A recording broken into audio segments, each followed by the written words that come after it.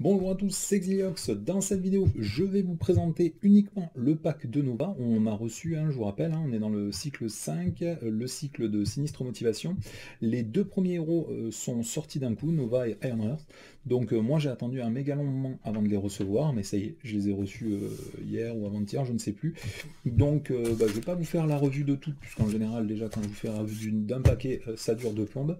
Là en plus Nova, on l'a attendu pendant un long moment, mais c'est surtout que Nova, en fait, quand on a vu les cartes sur les spoils, ça avait l'air un peu particulier, un petit peu difficile d'accès, un peu faible. C'est peut-être parce que l'approche est très différente de ce qu'on a l'habitude de voir, et c'est peut-être parce qu'il est nul, tout simplement. Donc, moi j'ai beaucoup réfléchi sur le paquet Nova, j'ai déjà préparé des decks pour essayer de synergiser, pour voir comment ça tourne. J'ai pas encore regardé si des vidéos avaient été mises sur internet, mais je suppose qu'il y en a déjà pas mal. Iron Heart en revanche, on est sûr que ce sera méga fort, puisque la mécanique a l'air comme basée sur Iron Man. Pas en mieux, en un tout petit peu différent, mais ça a l'air très très fort. Donc je vais pas me concentrer sur elle pour l'instant. Mon objectif c'est vraiment de savoir que va nous proposer ce Nova. Donc, bien évidemment, les cartes ont été spoil il y a méga longtemps. Les derniers spoils qui nous manquaient ont été révélés il y a assez peu de temps. Mais du coup, je ne saurais pas quoi vous dire exactement parce que ça a l'air fort et faible en même temps. Donc, Nova. Du coup, dans ce cycle 5, normalement, on ne devait avoir que des Web Warriors, puisque c'est le cycle qui introduit les Spider Warriors. Mais à l'intérieur de ce cycle, il va y avoir deux héros qui sont des champions, qui ne sont pas des Spider Warriors. Et après, les deux derniers seront des Spider Warriors. Donc, le héros aujourd'hui que nous allons voir, c'est Nova. Et Nova, dans sa version Alter Ego, il s'appelle Sam Alexander. C'est un civil. Il a 3 en récupération, 6 en taille de main pour 10 points de vie. Et l'action d'Alter Ego qu'il va pouvoir effectuer à chaque fois, on peut dépenser une ressource de n'importe quel type pour chercher le casque de Supernova dans son deck ou dans sa pile de défausse et l'ajouter à sa main. Et si jamais on a payé une ressource libre à la place pour payer cette capacité, on pourra le mettre en jeu à la place. Donc que fait le casque? On va directement aller le chercher, puisque c'est la base de toute sa mécanique. Donc si on n'a pas le casque, on va comprendre aucune des cartes qui vont nous être présentées après. Donc le casque de Supernova, c'est une amélioration qui coûte 1. La seule amélioration du paquet, il n'y aura pas d'autre amélioration. Donc ça a une icône mentale et ça va permettre d'avoir le trait aérien à Nova, sachant qu'elle-même a le trait armure. Donc si jamais il y a des cartes un petit peu comme dans le Seigneur des Anneaux qui fonctionnent avec des armures, on pourra s'en servir. Et il y a marqué que c'est une ressource de héros, on peut incliner le casque pour générer une ressource libre. Donc potentiellement, dès le début de la partie, si vous avez cette carte en main, bien évidemment, il faut s'arranger pour la défausser pour payer une autre carte et après déclencher cette capacité-là avec une ressource libre de façon à pouvoir aller la chercher dans son deck et la mettre directement en jeu. Donc c'est toute la combinaison du jeu. Le fait d'avoir une ressource libre qu'on peut utiliser tous les tours pour faire n'importe quoi qui ne vaut que 1, c'est la mécanique du deck. C'est la carte ressource la plus puissante du jeu, je vous rappelle. En plus, elle file le trait aérien. Donc il va falloir jouer à mort dessus. En plus de ça, quand vous êtes un héros, vous devenez un champion, vous perdez le trait civil, et vous devenez donc Nova, qui passe à 50 tailles de main pour 10 points de vie, avec 1 en contre, 1 en attaque et 2 en défense. Et il y a marqué réponse après que vous utilisez les pouvoirs de base de Nova, donc soit de contrer, soit d'attaquer, soit de défendre, vous pouvez redresser le casque de Supernova.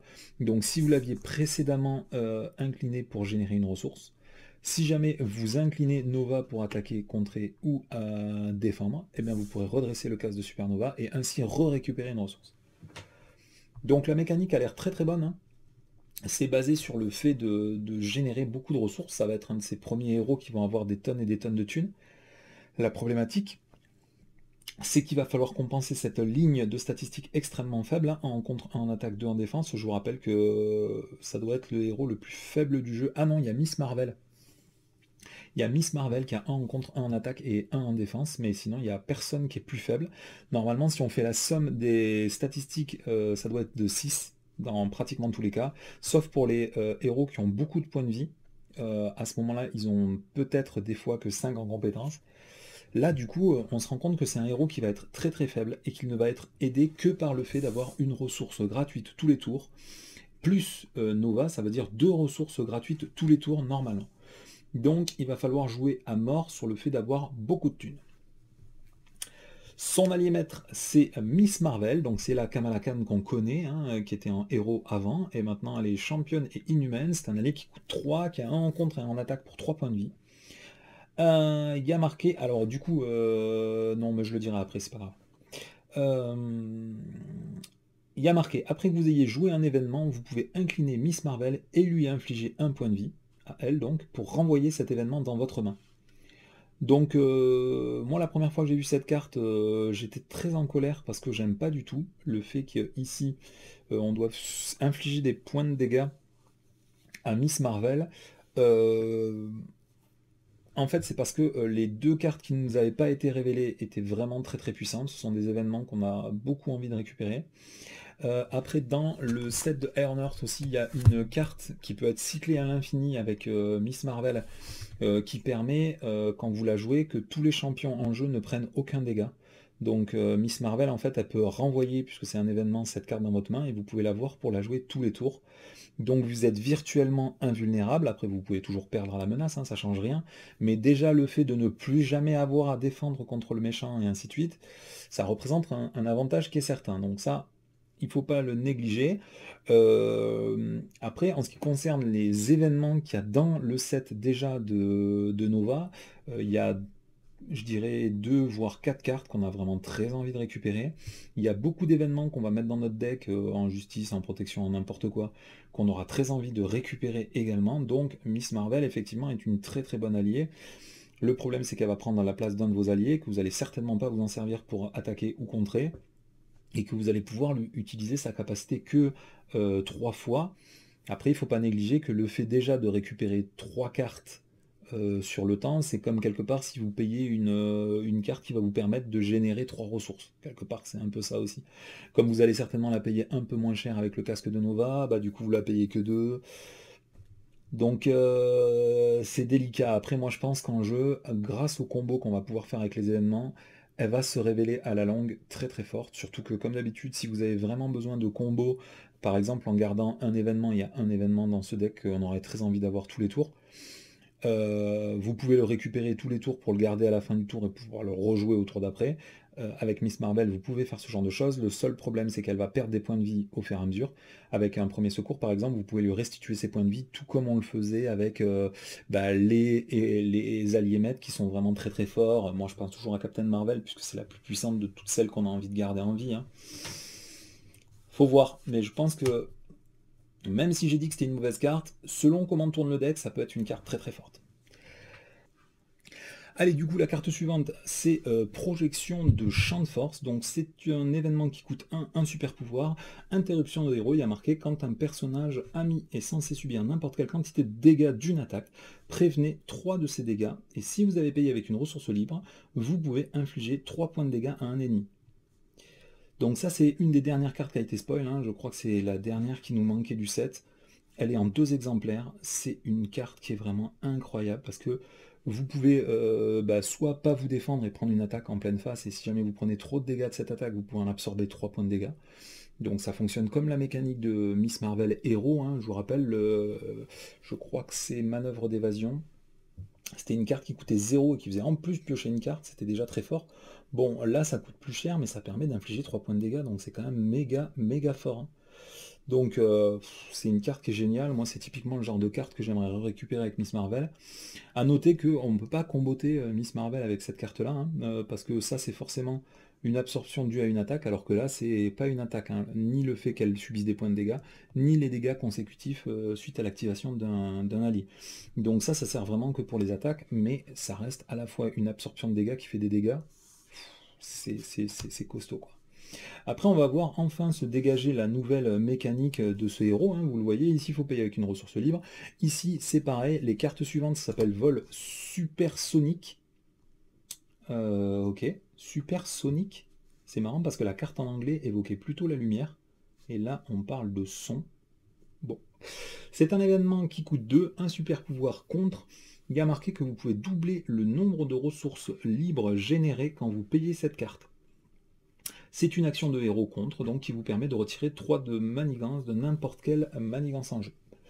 Donc ça fait partie des contres les plus mauvais du jeu, puisque payer 2 pour retirer 3 de menaces, c'est très faible, voire nul. Surtout qu'en plus c'est une carte signature, donc une carte qui appartient à un héros en particulier. Donc normalement les cartes signatures elles doivent être beaucoup plus puissantes. Donc le seul intérêt de cette carte ce sera de la payer avec le casque de Supernova, puisque vous allez générer une ressource libre, et qu'à partir de là du coup vous allez pouvoir payer cette carte qu'une seule ressource quelque part. Un contre pour 3 qui coûte qu'une seule ressource, c'est acceptable, mais c'est difficile de dire que c'est une bonne carte quand même, hein, même dans ce genre de cas-là. Parce que je vous rappelle que, par exemple, si vous prenez, moi je prends toujours ça en référence, je ne devrais pas le faire, mais imperceptible de Spider-Woman, ça coûte 1, ça permet de retirer 3 de menaces, et en plus de n'importe quelle manigance.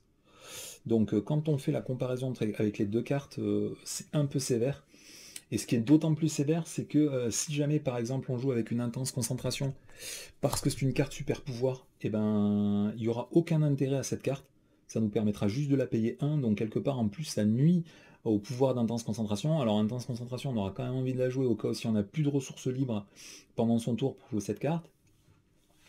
Mais c'est pareil pour l'héliporteur, quoi. Ça n'a pas de réel avantage. Le seul réel avantage, c'est de jouer avec les ressources libres qui existent déjà dans le jeu, hein. Donc, par exemple, l'avantage, c'est que le pouvoir de la justice, il va vous permettre de générer 2 ressources, puisque c'est une ressource libre. Et quelque part, on considère tous les pouvoirs, hein, du commandement, de la justice, de l'agressivité, comme si c'était des cartes, enfin les cartes du set, elles sont considérées comme étant de la bonne affinité. Mais en fait, c'est vraiment se raccrocher aux branches parce que c'est trouver des utilités à des cartes qui sont fortes pour compenser une faiblesse d'une carte qui devrait être forte mais qui est faible. Donc là, il y a quand même un renversement des paradigmes. Donc moi, ça me pose problème. Ces cartes, je les trouve vraiment nulles. Après, à l'usage, on verra certainement que payer des cartes pour 1 qui font des petits effets, comme ça, c'est assez cool, quoi. Donc l'action d'après, c'est tirer dans le tas. C'est la même carte que celle-là, sauf que cette fois c'est une attaque et pas un contre, et qu'elle nous permet de infliger 4 points de dégâts à un ennemi. Donc c'est pareil, ça fait partie des attaques les plus faibles du jeu. Pour 2 ressources, infliger 4 points de dégâts, c'est pas très bon. Donc tout résidera sur le fait de est-ce qu'on va pouvoir jouer ces 8 cartes en payant avec le casque de Supernova, ou sinon il va falloir augmenter la densité de cartes qui ont des ressources libres imprimées dessus pour pouvoir payer ces cartes qu'une seule ressource. On arrive enfin à la carte qui donne tout son sens au deck, hein, parce que sans cette carte, on comprend rien en fait, hein. Enfin moi j'avais rien compris jusqu'à lire cette carte. Donc c'est un événement qui coûte 1, ça s'appelle Déchaînement de la Force de Nova. Donc c'est un événement qu'on ne peut jouer qu'une seule fois lors d'un round. Donc je vous rappelle qu'un round est un tour d'un joueur plus un tour du méchant. Il y a marqué que jusqu'à la fin du round, à chaque fois que Nova vainc un ennemi ou retire la dernière menace d'une manigance, on peut redresser Nova et piocher une carte. Donc ça, c'est la carte ultime de Nova. C'est incroyable. C'est pour ça, pour moi, que Miss Marvel est une bonne carte. Sans ça, je pense qu'elle n'est pas bonne. C'est que cette carte, vous la jouez, ça va donner un espèce d'état à votre héros qui fait que jusqu'à la fin du round, donc même pendant le tour du méchant, si vous tuez des gens, et ben vous allez pouvoir vous redresser. Retirer de la menace pendant le tour du méchant, je sais pas trop si ça se fait, peut-être en défense, avec les pas de côté et les bons de côté. Et du coup, avec ce genre de combine, ou même les difficiles à ignorer, hein, vous pourriez même vous redresser pendant le tour du méchant. Donc tout ça, ça peut être pas dégueu. Il faut pas oublier qu'il y a bien marqué que ça doit être Nova qui fait cette action de retirer la dernière menace ou de tuer un ennemi. Donc il faut impérativement que ce soit des cartes attaque, des cartes contre, ou que vous le fassiez directement en vous inclinant. Alors du coup, cette carte, elle est énorme, puisqu'à chaque fois que vous allez redresser Nova, du coup, vous allez pouvoir vous en resservir pour l'incliner, et donc, quand vous allez réincliner, vous allez récupérer une ressource avec le casque de Supernova. Donc, quelque part, cette carte, elle vous fait piocher une carte, récupérer une ressource, et récupérer votre héros pour faire des petits effets.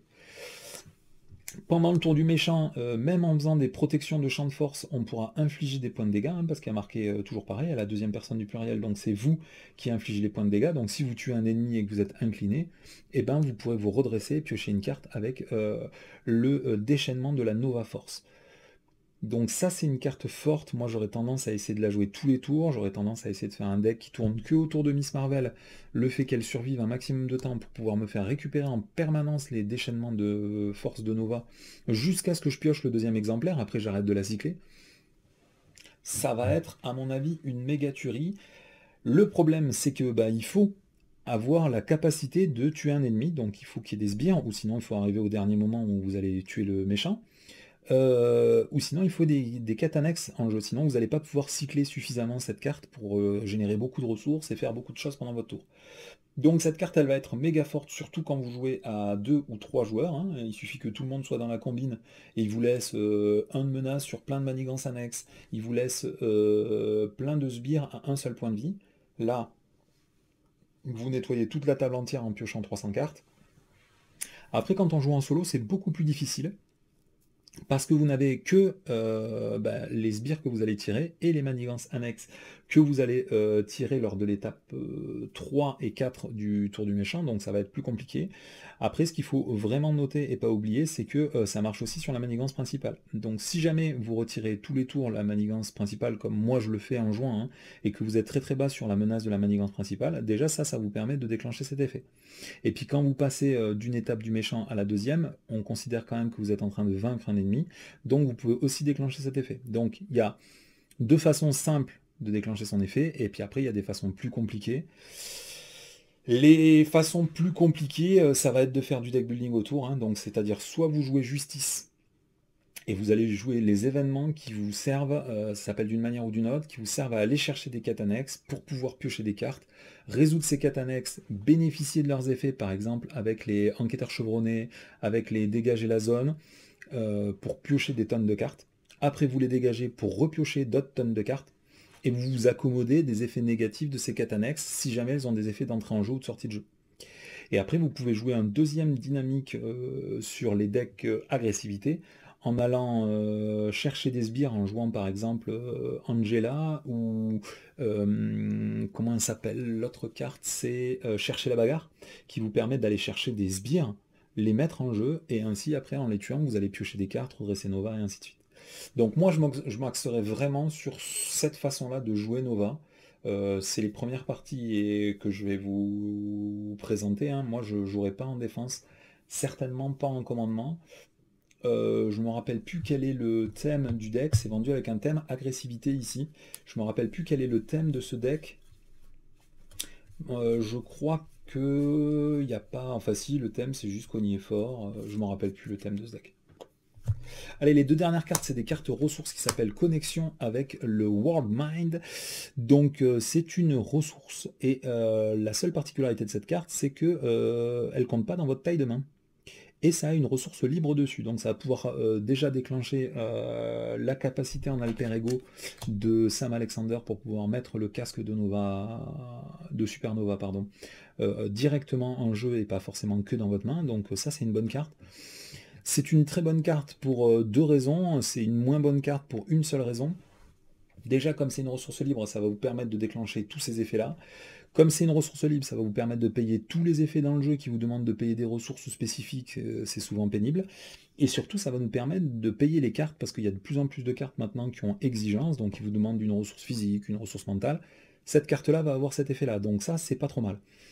Comment tirer le plein potentiel de cette carte? Il y a, je dirais, 2, 3 ou 4 utilisations en fonction de votre sensibilité et de votre façon de jouer.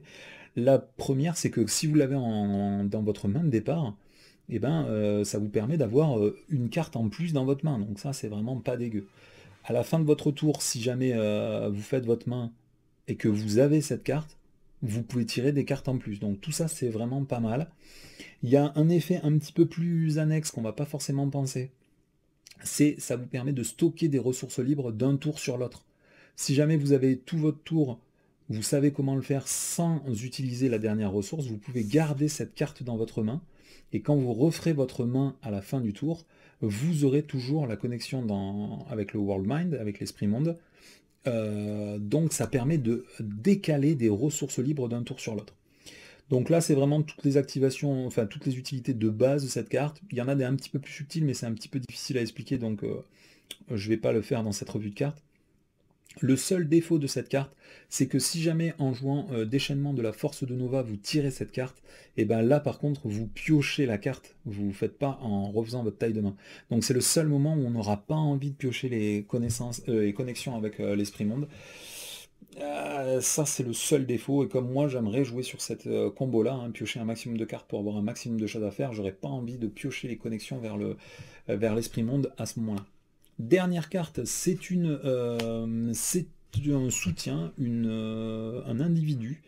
Donc moi j'aurais tendance à dire que c'est la sœur de Sam Alexander, hein, puisqu'elle s'appelle Jess Alexander. Mais à l'intérieur du petit fascicule, je sais pas où je l'ai foutu. Alors je sais pas si c'est un problème de traduction ou si c'est simplement moi qui n'ai pas compris. Hein. Mais là il y a bien marqué que on peut utiliser l'aide de son père. Donc apparemment, Jess Alexander, ce serait son père. Voilà, c'est la dernière ligne du premier. Voilà. Il peut demander l'aide de son père, qui fut autrefois Nova avant Sam. Donc apparemment, ce serait plutôt son père qui s'appelle Jess. Bon, je trouve que c'est un nom plutôt de fille, mais... Donc voilà, apparemment, Jess, ce serait son père. C'est un soutien qui coûte 2. En alter ego, vous pourrez incliner cette carte pour mélanger un des exemplaires de connexion avec l'esprit monde, et en plus de ça, vous pourrez piocher une carte. Donc je trouve que l'effet est vraiment très limité. C'est une carte qui coûte 2, c'est quand même assez cher.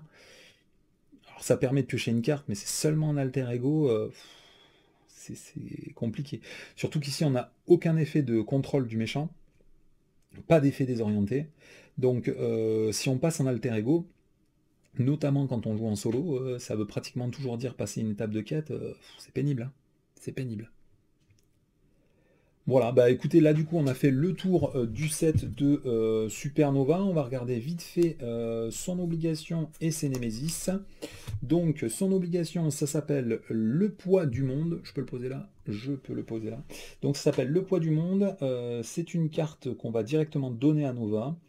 Et il y a marqué, tant que cette carte est en jeu, on ne peut pas redresser le casque de Supernova, donc ça veut dire qu'on va bloquer tous nos combos. Et il faudra passer en alter ego et incliner Sam Alexander pour pouvoir retirer le poids du monde de la partie et enfin redresser le casque de Supernova. Donc j'aime pas trop ces obligations, parce que malheureusement on n'a pas de choix, déjà, on ne peut pas en profiter pour passer en alter ego, et en plus ça nous oblige à passer en alter ego et à s'incliner, donc là c'est sévère, et en plus, ah si par contre ça ne marchera qu'une seule fois, parce qu'après on le retire de la partie. Bon, c'est quand même une obligation assez sale. Après sur l'ombre du passé, on va tirer Apporter la guerre, et le guerroyeur. Hop là, donc une manigance annexe avec 2 icônes de boost qui a 2 menaces seulement sur elle, donc c'est pas beaucoup. Il y a marqué pour chaque joueur défausse une carte qu'il contrôle ayant une icône libre imprimée. Donc défausser, ça veut dire de sa main ou n'importe quand en jeu, ok. Pour chaque carte ainsi défaussée, placez une manigance supplémentaire sur cette carte. Donc quand vous jouerez en solo, il n'y aura que 3 de menaces dessus, donc ça va, c'est tolérable je dirais.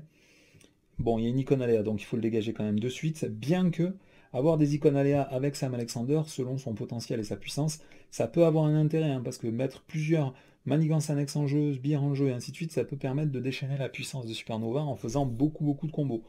Donc, est-ce que l'icône aléa est un avantage ou un inconvénient? Il faudra faire des parties pour voir.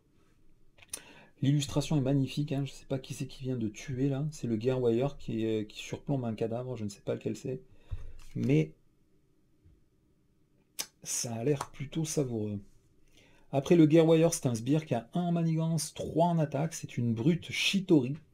Il a 5 points de vie avec 3 icônes de boost, donc là ça commence déjà à devenir sérieux.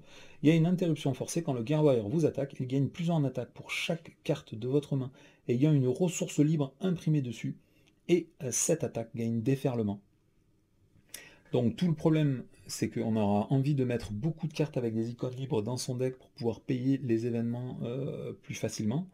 Et là, du coup, ça va beaucoup nous pénaliser. Si jamais on commence à avoir 2, 3 ou 4 cartes dans notre main qui va attaquer à 5, 6 ou 7 avec déferlement, ça va être compliqué, quoi. Après, il y a 2 cartes traîtrises qui s'appellent Guerroyer. Donc c'est une fois révélé, vous pouvez dépenser une ressource libre. Si vous ne le faites pas, le méchant et le Guerrier Warrior vous attaquent même si vous êtes en forme d'alter ego. Donc ça c'est très problématique, puisque en alter ego en général on y va pour se cacher. S'il nous attaque même quand on est en alter ego, ça peut nous faire perdre des games à des moments où on l'avait pas prévu.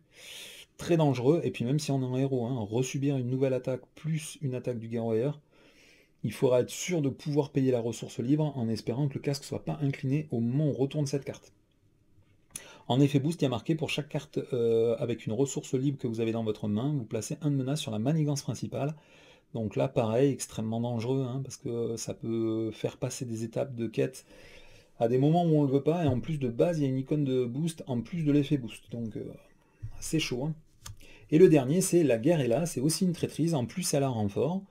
Et il y a marqué, une fois réveillé, défausser X cartes du dessus du deck rencontre, X étant égal au total d'icônes libres imprimées sur les cartes dans votre main, les cartes que vous contrôlez et sur celles dans votre pile de défausse. Donc ça veut dire que si jamais il y a trop de cartes en jeu avec des icônes libres, ben, vous payez. Alors ce qui est sympa, c'est que le casque de Super Nepa n'a pas d'icône libre. En général, quand même, il faut quand même avouer que normalement c'est les alliés maîtres qui ont des icônes libres, mais elle n'en a pas non plus. Il y a des cartes vraiment puissantes qui ont des icônes libres, c'est aussi les soutiens, mais là aussi le soutien n'a pas d'icône libre. Donc dans son set, il n'y a absolument aucune carte qui va être mise en jeu avec une icône de libre. De base, hein, je veux dire, hein, dans le préconstruit, il y en aura quelques-unes, mais... Du coup, bon, c'est une carte à l'effet qui va être modérée, puisque ça ne fait que accélérer le défilement du deck rencontre, mais là où c'est bien pensé, hein, c'est que de toute façon, il y a renfort, hein, donc ça annule pas le fait qu'on va tirer une autre carte en plus de cet effet-là. D'ailleurs, c'est marrant, parce que je vois que le texte est décalé, alors que normalement il est toujours à gauche, là il est au milieu. Bien, allez, on va arrêter avec la partie sur Nova. On va regarder le set préconstruit qui nous est offert avec Nova. Donc offert non, puisque ben, on l'a payé avec notre argent, donc c'est pas offert quelque part. Hein. Donc c'est un deck agressivité. Je vous transmettrai la liste du deck. D'ailleurs, je crois, je sais pas si c'est sur celui-là, mais j'ai pu constater qu'à l'intérieur du deck... Non, ça doit pas être celui-là. Allez, je vous en parlerai une autre fois. Je crois que c'est Ironheart. Dans le set d'Ironheart, il n'y a que 38 cartes. Et ça, je trouve que c'est génial parce que sur des mecs comme moi, ça va ouvrir les possibilités à l'infini. Alors, la première carte, c'est un allié qui coûte 2. Elle s'appelle La Sauterelle. Elle s'appelle Fernanda Rodriguez. Donc, c'est un allié champion qui a 2 points de vie, 1 en contre pour 2 dégâts consécutifs et 1 en attaque. Il y a marqué jouer cette carte uniquement si votre identité est être champion. Donc, pour l'instant, ça n'est destiné que à Nova. Ironheart qui est aussi champion, et il y a Miss Marvel hein, qui est champion, donc il n'y a qu'avec ces 3 personnages-là que vous pourrez jouer cet allié, sinon vous n'aurez pas le droit de jouer. Réponse de héros, après que la sauterelle est entrée en jeu, ajoutez un événement agressivité rouge de votre pile de défausse à votre main. Donc, quelque part, vous récupérez une ressource. Hein, donc, c'est comme Ironheart en allié, c'est comme Maria Hill. Moi, c'est des alliés que j'ai joué dans tous mes decks. Hein, donc, si je joue champion en agressivité, je la jouerai. Et puis, si je peux pas la jouer, je la jouerai pas. Donc, les deux contre, c'est un peu abusé, quoi. Bon, après, je sais qu'en agressivité, on voudrait pas que cette carte elle puisse servir à la fois une fois à contrer pour un, puis à la fois à défendre. Mais c'est quand même un peu excessif, quoi. Après, des alliés à 2, c'est super bon, puisque de toute façon, vous pourrez défendre une fois avec, donc c'est génial. Bon, poursuivons-les, c'est super cool, puisque c'est une carte contre. Dans le deck de Supernova, elle va nous permettre de contrer pour 2, enfin, oui, contrer pour 2 n'importe quelle manigance.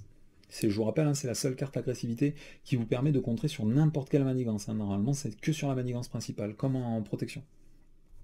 Donc ça, c'est une des cartes du jeu de base qui est trop forte et qu'on met dans beaucoup de decks, parce que c'est tellement ouvert en type de jeu que ça permet de faire trop de choses. Quoi.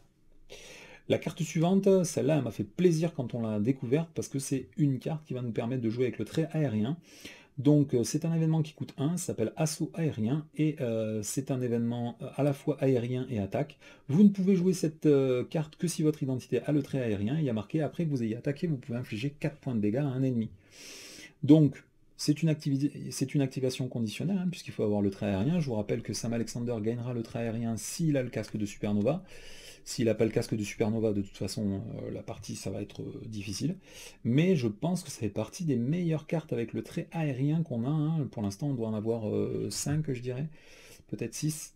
Mais ça, c'est une méga bonne carte, je pense. Carte suivante, ça s'appelle Pas de quartier. C'est un événement qui coûte 2. Une attaque qui requiert une icône physique pour pouvoir être jouée, sinon on n'a pas le droit de le faire. En action de héros, vous pouvez attaquer pour infliger 4 points de dégâts à un ennemi, et pour chaque point de dégâts en excès infligé par cette attaque, alors à ce moment-là, vous devez défausser la carte du dessus de votre deck et ajouter chaque carte agressivité rouge ainsi défaussée. Donc pour 2, faire 4 points de dégâts, c'est pas méga terrible. Mais si jamais vous faites un deck avec un héros qui a beaucoup de cartes de mise en place, et qui du coup va laisser très peu de cartes du deck héros dans votre deck, au cours de la partie, du coup, en utilisant cette carte, si sur les 27 cartes, les 25 cartes pardon, du deck préconstruit, vous avez mis que des cartes agressivité, vous pourrez vous servir de cette carte pour piocher énormément. Donc bon, je sais pas si je vous en parle maintenant, mais je vais certainement essayer de faire un deck axé sur cette carte à mort, essayer de faire le maximum de dégâts avec cette carte.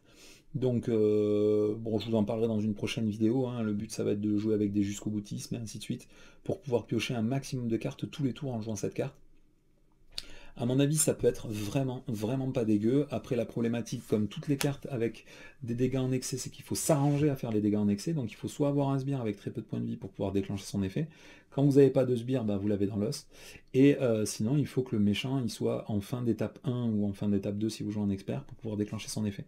Donc ça, c'est la principale problématique, à réussir à avoir des sbires. Mais là encore, maintenant, on a des solutions dans le jeu pour aller chercher des sbires et déclencher aussi ce genre de cartes. La carte d'après, c'est un événement qui s'appelle Chacun son tour. C'est un événement attaque qui coûte 1, et en action de héros, vous pourrez infliger 2 points de dégâts à un ennemi, et si jamais vous parvenez à tuer cet ennemi, vous pourrez infliger 2 points de dégâts supplémentaires à un autre ennemi. Donc ça, c'est une carte qu'on avait déjà avant, mais qui était un petit peu plus polyvalente, hein. C'était le coup de pied en mêlée, ou coup de pied circulaire, je ne sais plus comment il s'appelait. Pour 3, ça faisait 3 points de dégâts à 2 ennemis directement. Là, c'est une carte qui est quelque part plus puissante, parce que pour 1, vous faites 4 points de dégâts, mais c'est plus conditionnel, parce que vous êtes obligé de réussir à vaincre un ennemi pour infliger la deuxième source de dégâts. Donc ça, c'est pas mal. Il faut bien évidemment citer la capacité avec amplification de Miss Marvel, hein, parce que du coup, vous ferez une fois 4 points de dégâts, et après une deuxième fois 4 points de dégâts, hein, comme ça a été faqué. Donc c'est une carte qui peut être très puissante, avec des personnages qui peuvent augmenter les effets de leurs événements, comme Miss Marvel ou n'importe quel autre héros à la suite qui va améliorer cette carte. Bon, pouvoir de la créativité, on ne vous en parle pas. Après, vous avez fluide comme le fluidité du mouvement, pardon. C'est une amélioration qui coûte 1, une compétence, réponse de héros. Après avoir joué un événement attaque, inclinez cette carte. Votre héros gagne plusieurs en attaque jusqu'à la fin de la phase. Donc ça, c'est pas trop mal, hein, la fin de la phase. Le problème, c'est qu'il faut déjà jouer des événements. En plus, vous pouvez le faire qu'une seule fois par événement, donc si jamais vous en avez 3 sur la table, il faut jouer 3 événements pour gagner plus 3 en attaque. Et puis après, ça vise essentiellement les héros qui se redressent très souvent pour gagner souvent cette attaque. Et des héros qui se redressent très souvent, pour lesquels on a envie de jouer agressivité, là ça me vient pas de suite, hein, je vais pas vous cacher. Bon, après il y a toujours moyen de bricoler des trucs avec toujours prêts pour la bagarre, les trucs avec les héros les plus puissants de la galaxie, un truc comme ça, je sais plus comment ça s'appelle. Une carte qui vaut 0, vous inclinez un Avenger pour redresser un autre Avenger. Donc il y a des combos. Moi je suis pas du tout inspiré par cette carte, hein. Le seul truc qui me donne envie de la jouer au moins en un exemplaire, c'est que ça peut arriver dans un tour qu'on joue un événement, et comme c'est une amélioration qui coûte 1 sur un prix savoir surprise, on pourra la dégager facilement en se disant quand je la aurai plus tard, ce sera pas mal. Donc en un exemplaire, je vois, après quitte à en mettre 3 dans un deck et faire tout un deck axé sur cette mécanique, j'y ai pas encore assez réfléchi pour trouver quelque chose qui soit solide. Et puis j'ai pas particulièrement envie de jouer là-dessus, quoi. Moi j'ai un deck Quicksilver commandement avec lequel déjà je me redresse énormément, qui meule vraiment beaucoup. J'ai pas forcément envie de refaire un deck comme ça. Mais si vous voulez faire un nouveau deck, mais basé sur l'agressivité qui fait ça, cette carte peut peut-être vous le permettre. Alors du coup, la carte suivante est exceptionnelle dans son écriture, hein. Ça s'appelle Technique éprouvée. C'est une amélioration qui coûte 3, une compétence. Pour la jouer, il faut payer 2 icônes mentales. Donc c'est une carte, une fois qu'on l'a payée, on sera bien, mais avant de la payer, ça va être compliqué, parce que surtout en agressivité, trouver des icônes mentales, c'est toujours un peu chaud. Il y a marqué, alors du coup vous pouvez la payer avec pouvoir de l'agressivité, hein. Forcément ça aide plus, puisque ça génère 2 ressources libres, donc vous faites 2 icônes mentales avec. Interruption, quand vous jouez un événement attaque, si vous avez payé une ressource mentale pour payer cet événement, vous pouvez augmenter la quantité de dégâts infligés par cet événement de la valeur de son coût imprimé. Donc pour vous donner un exemple, par exemple, on va prendre chacun son tour. Si vous payez chacun son tour directement en payant une icône mentale, et ben du coup, au lieu d'infliger 2 points de dégâts à un ennemi, et si elle le tue, faire 2 points de dégâts supplémentaires, et ben du coup, ça fera 3 points de dégâts à un ennemi, et si elle le tue, ça fera 3 points de dégâts supplémentaires. Donc il y a des combos qui sont géniaux à faire avec. Le problème, c'est jouer cette carte, hein, ça va être problématique, et surtout réussir à payer l'icône mentale. Moi, je pense à des cartes comme Au cœur de la mêlée. Au cœur de la mêlée, ben, c'est super cool parce que ça coûte 3. Si vous voulez payer uniquement avec une icône mentale, ben, au lieu de faire 6 dégâts, elle va en faire 9. Vous avez une grosse probabilité de faire beaucoup de dégâts en excès et du coup de retirer beaucoup de menaces sur la manigance principale. Donc ça, c'est méga cool. Et après, pareil, il y a le coup de pied circulaire, hein, je me rappelle jamais comment ça s'appelle. Je crois que c'est coup circulaire, enfin je sais plus. Bon, je vous l'incrusterai à l'écran. C'est un événement qui coûte 3 si vous le payez avec une icône mentale. Il infligera pas 3 dégâts à un ennemi et 3 dégâts à un autre ennemi, il infligera 6 points de dégâts à 2 ennemis. Donc 12 points de dégâts pour 3 ressources, ça me paraît vraiment pas dégueu. Donc c'est une carte qui est très intéressante, qui donne très envie d'être testée, mais elle est tellement situationnelle parce qu'il faut des événements que vous pouvez jouer et qui coûtent quand même assez cher. Il faudrait aussi essayer avec des decks qui ont des événements géniaux, hein. Moi je pense au marteau de Thor, ou le coup de poing supersonique de. Non, le coup de poing supersonique de Iron Man, il coûte que 2. Mais par exemple, pour le vol supersonique, si vous le payez avec. Non, c'est pas vol supersonique, c'est tiré dans le tas.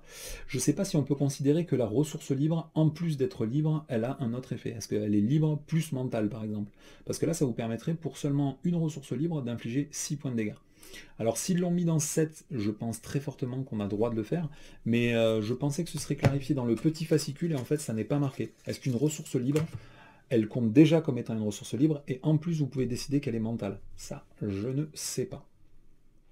Carte suivante, elle s'appelle Moon Girl, c'est un allié qui coûte 3, qui a 3 points de vie, un champion génie. Donc génie, c'est plutôt cool.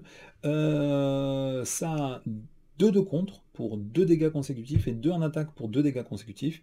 Vous ne pouvez jouer cette carte que si votre identité a le trait champion ou génie.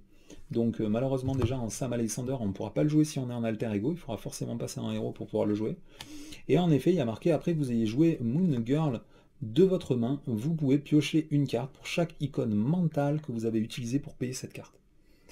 Donc moi je trouve que cette carte c'est un bijou parce que ça va vous permettre de piocher des cartes quand elle arrive en jeu. Si jamais vous, ne serait-ce que vous arrivez à payer une icône mentale, c'est un allié qui va coûter seulement 2, puisque vous allez piocher une carte derrière. Vous allez pouvoir vous en servir une fois pour contrer ou pour attaquer, et après vous allez pouvoir vous en servir pour défendre. Donc déjà rien que là, pour moi, avec une seule icône mentale, hein, déjà c'est génial. Et après, ben, moi j'ai pensé bien évidemment à cette carte-là, hein, pouvoir en chacun de nous. Vous pouvez utiliser cette carte pour payer des cartes neutres, ce qui est le cas. Et si jamais vous le faites, ça génère 2 ressources. Et ces 2 ressources, vous pouvez très bien décider que c'est 2 mentales. Donc avec cette carte-là, vous payez que 1, et en plus vous payez 2 icônes mentales. Donc ça vous fait piocher 2 cartes. Donc moi ça me paraît être une méga bonne carte, hein. C'est comme toutes les cartes qui font piocher des cartes quand elles arrivent en jeu, c'est génial, c'est trop fort. Avec Sam Alexander, en plus, vous avez les casques de Supernova, donc vous aurez des ressources libres normalement à disposition. À mon avis, vous allez piocher beaucoup, quoi. Après, ici, on a Héros du quotidien. C'est une carte qui nous est disposée en 3 exemplaires. C'est une carte ressource avec une icône de libre dessus. Il y a marqué: tant que votre identité a le trait civil, cette carte peut être dépensée pour n'importe quel joueur et gagne le texte réponse. Après que vous ayez dépensé cette carte pour un joueur, soignez 1 point de dégâts à l'identité de ce joueur. Donc, moi je trouve que cette carte est vraiment nulle. Alors ça apporte une ressource libre, hein, mais si jamais on joue une carte que parce qu'elle a une ressource libre, rien ne nous empêche à la place de jouer cette carte de jouer ingéniosité, hein. C'est que si on a besoin, ben, ingéniosité, on la dépense pour payer, pour avoir la ressource libre. Et si jamais on n'en a pas besoin, au moins ingéniosité, on peut la mettre en jeu pour un autre tour où on en aura besoin. En plus, là, il faut avoir le trait civil, donc ça veut dire qu'il faut utiliser... Quand on a un alter ego, on peut défausser cette carte pour la filer à un autre joueur, pour lui soigner un point de vie. Ou la dépenser pour soi-même, pour régénérer un point de vie. Il y a trop peu de... Pour moi, il y a trop peu de héros qui en alter ego sont civils. Donc cette carte, on va pouvoir la mettre dans très peu de decks. Soigner un point de vie, c'est sympa, mais ça casse pas des patates non plus, quoi. Hein. Non, moi je comprends pas cette carte, donc franchement, je vais pas passer 2 heures à savoir comment l'utiliser. En plus, c'est plus ou moins visé à être joué en multi pour donner des ressources à d'autres joueurs. Mais là, en l'état, pour l'instant, elle m'emballe pas des masses. Si un jour vous jouez avec un héros qui a très peu de ressources et que vous voulez vraiment l'aider parce que vous piochez des tonnes de cartes et vous avez des tonnes de ressources, vous pouvez lui filer. Par exemple, vous jouez avec un Hulk, c'est cool d'avoir ces cartes-là pour aider un pote. Mais bon, c'est quand même triste d'en être amené à faire un deck pour sauver un autre deck qui sinon n'a aucune ressource et ne marche pas, quoi. Dernière carte du paquet préconstruit, ça s'appelle Bunker Mobile des Champions. C'est un soutien qui coûte 2, un véhicule qui a le trait champion en plus. Et il y a marqué Action de héros, inclinez le Bunker Mobile des Champions. Choisissez une identité ayant le trait champion. Donc je vous rappelle, hein, malheureusement, les identités ayant le trait champion, il y a toujours Miss Marvel, Earnhardt et Nova. C'est les 3 seuls pour l'instant qui pourront jouer cette carte. Et après, le joueur qui contrôle cette identité peut piocher 2 cartes, puis il défausse 2 cartes de sa main. Donc cette carte, elle est vraiment géniale, énormissime, puisque de toute façon, comme toujours, elle va vous permettre, au début de n'importe quel tour, vous incliner pour optimiser votre main et pour pouvoir avoir une meilleure main, sauf si vous avez quelque chose à faire avec toutes les mains, à ce moment-là, vous n'en servez pas. Ça va permettre d'accélérer le défilement de votre deck et avoir les meilleures cartes les plus tôt possible. Vous augmentez virtuellement votre taille de main de 2 cartes, puisque vous aurez plus de cartes pour optimiser vos tours tous les tours. Donc ça diminue la variance et l'aléatoire du jeu, donc c'est énorme. Ça, c'est vraiment un bijou atomique. Moi, je la jouerai très certainement dans tous les decks où j'aurai droit de la jouer. Ça va être génial. Bon, du coup, le deck préconstruit est terminé. Donc, du coup, hop, je vais mettre tout ça de côté. Et on va passer à la partie cartes cadeaux. Donc les cartes cadeaux, il n'y en a que 2 dans ce paquet, puisque à la place des autres cartes, là il nous manque du coup une carte neutre et une carte commandement. À la place, ils nous ont filé un set de méchants, donc on en parlera après. Alors du coup, carte suivante, c'est un événement qui s'appelle Lacet et Roulis. C'est un événement qui coûte 1, avec le trait aérien et contre. Vous ne pouvez jouer cette carte que si vous avez le trait aérien, et après que votre héros a contré, vous pouvez retirer 3 de menace d'une manigance. Donc c'est exactement la même carte que l'attaque aérienne, là.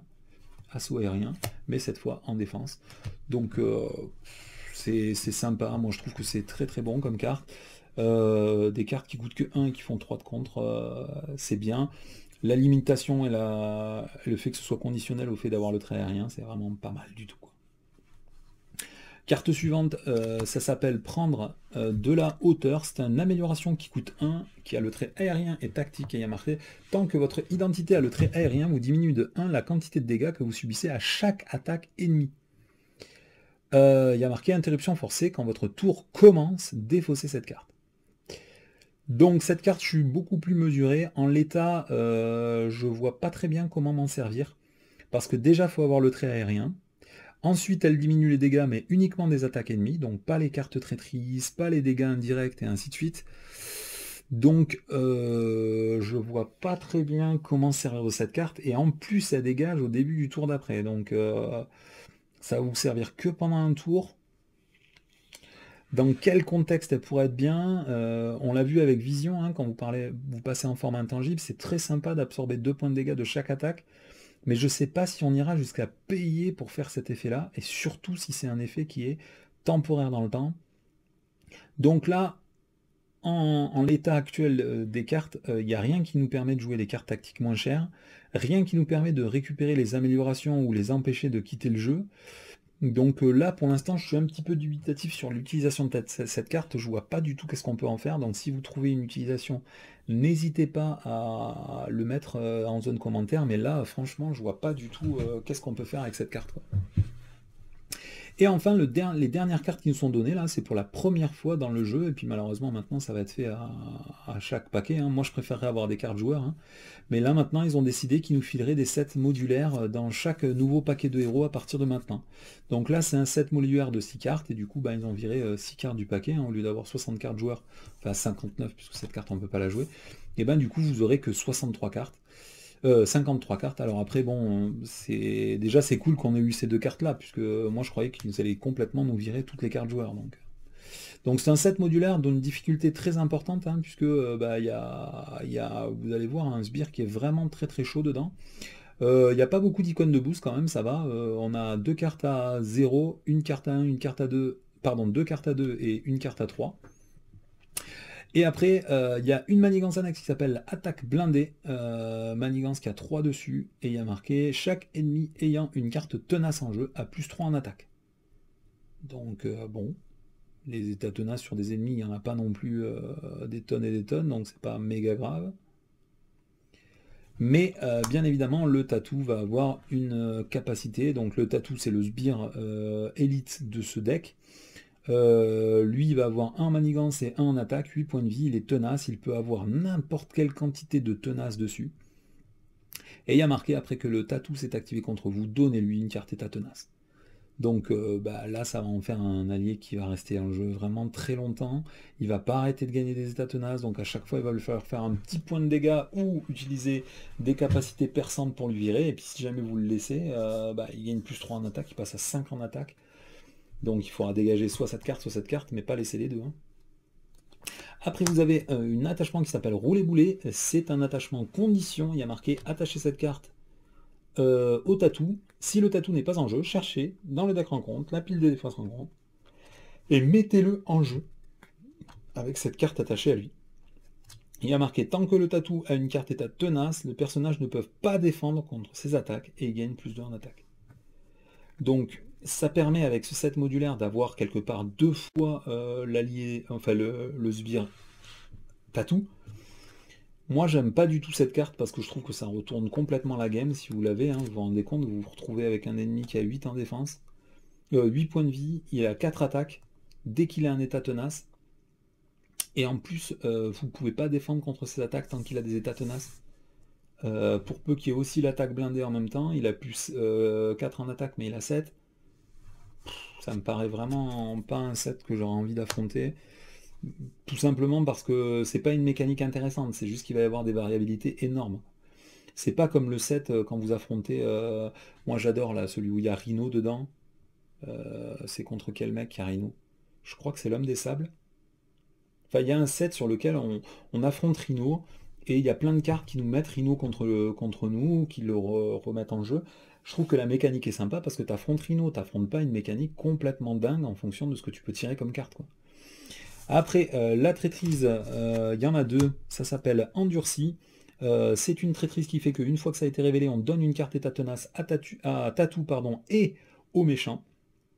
Et s'il y a une seule carte d'état tenace ou aucune qui a été donnée par cet effet, à ce moment-là, elle gagne renfort. Donc bon, généralement Tatou là serait pas en jeu, donc en plus cette carte elle va gagner renfort, donc ça c'est sympa. Par contre, qu'il y a des cartes qui donnent des états tenaces aux méchants, ça va encore rendre les méchants qui ont déjà des mécaniques comme ça beaucoup plus résistants. Ça synergise avec cette carte là, donc c'est pas trop mal. Après, moi j'aime pas du tout le fait que, enfin le Tatou, je le trouve vraiment pas équilibré correctement. Cette carte, si vous la tirez pas, ben, la partie elle va être très facile. Si vous la tirez, ça va être l'enfer de suite, quoi. Donc tenace et teigneux, c'est la dernière carte du set. Magnifique, encore une fois, je ne sais pas qui est cet individu. Un gros golem de terre, on dirait, qui chahute un homme en verre. Et l'homme en verre, en plus, ça a l'air d'être celui qui tient le Captain America sur cette image-là. Donc je ne sais pas qui c'est, je ne connais pas assez le film pour... Mais du coup, il ramasse, hein, parce que là, c'est le Captain America qui se fait bolosser. Et là aussi, j'ai l'impression que c'est le Captain America qui se fait bolosser. Donc cette traîtrise a fait quoi? Une fois révélée, en alter ego, chaque ennemi ayant le trait tenace, une carte d'état tenace, pardon, manigance. Si aucune ennemie ne s'est activée ainsi, alors cette carte gagne renfort. Et en héros, ça va être exactement pareil, hein. Chaque ennemi avec une carte état tenace sur lui va s'activer. Vous attaque, pardon, hein, c'est encore plus spécifique. Et si aucune attaque ne s'est déclenchée ainsi, alors cette carte gagne renfort. Donc celle-là, ça va à peu près, hein, c'est dans la thématique, c'est chiant, il n'y a pas de problème, mais c'est dans la thématique.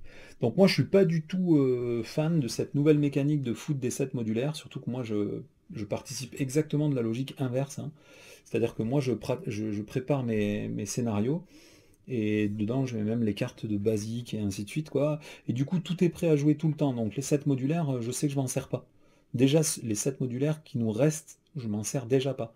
Donc avoir des nouveaux sets modulaires, je vous avoue que pour l'instant j'en ai aucune utilité. Après peut-être qu'avec la durée de vie du jeu, il y a un moment où on sera saoulé et où on n'aura plus envie de jouer avec des trucs, on préférera modifier les combos. Ça je sais pas, hein, je l'ai vu avec le Seigneur des Anneaux, en général il y a des nouveaux jeux qui sortent bien avant qu'on ait épuisé toutes les flexibilités et rejouabilités d'un jeu, donc je vois pas comment je vais utiliser ces cartes, hein, les cartes tatou là. J'aurais préféré des cartes joueurs moi.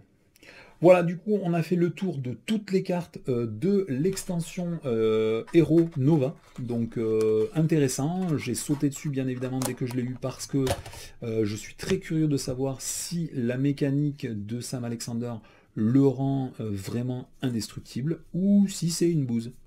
Donc, je vais essayer de faire un deck immédiatement, parce que moi, j'ai pas du tout envie de jouer en agressivité, et voir qu'est-ce que je peux faire avec ce personnage-là, dans quel contexte jouer. Est-ce qu'il va être puissant, est-ce qu'il va être nul? Et ben ça, on va voir ça dans les prochaines vidéos. Allez, je vous laisse ici pour cette revue de cartes. C'était Xiliox, à bientôt.